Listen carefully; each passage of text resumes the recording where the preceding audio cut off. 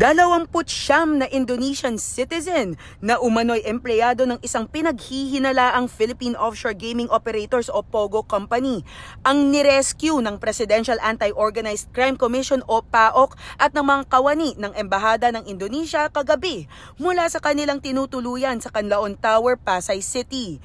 Ayon sa mga biktima, nagpasya na raw silang humingi ng saklolo mula sa mga otoridad dahil hindi pa sila nabibigyan ng kanilang sweldo simula noong nakaraang buwan matapos nilang tanggihan ang planong paglipat ng kumpanya sa Cambodia. They promise also will give the salary. But 4 days ago, I was shocking that the company will transfer to Cambodia.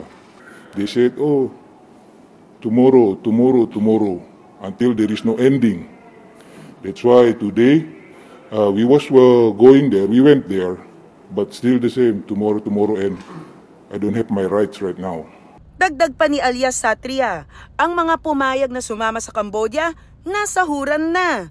Pero giit ng mga biktima, naalagaan naman daw sila sa loob ng kanilang barracks. Dari pagi dimulai start kerja jam 10, ya terus habis itu sampai pulang kerja jam 10 malam.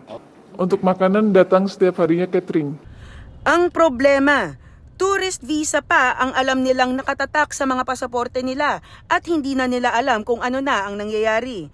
Hawak kasi ng kumpanya nila ang lahat ng mga dokumento ng mga empleyado, lalo na ang mga pasaporte. Actually, all of us, while the first day we working there, we surrender our passport. The company, the one, hold it. So after the first day you got hired, we don't know what happened. Our passport is valid or extend month by month, we don't know.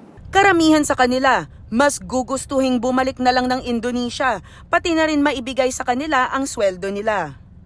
We don't know why this happening. I just want to go back, my country is safe. And we get what our right. Ayon sa mga biktima, kalimitan referral ang pagpasok sa kanila sa kumpanya at kaakit-akit daw ang ino-offer na bayad. Ayon naman sa PAOC, 4 na suspect na Chinese ang kasalukuyang nasa kustodiya nila at iniimbestigahan at ang isa sa kanila ay mayroong warrant of arrest. Denise Osorio para sa Pambansang TV sa Bagong Pilipinas.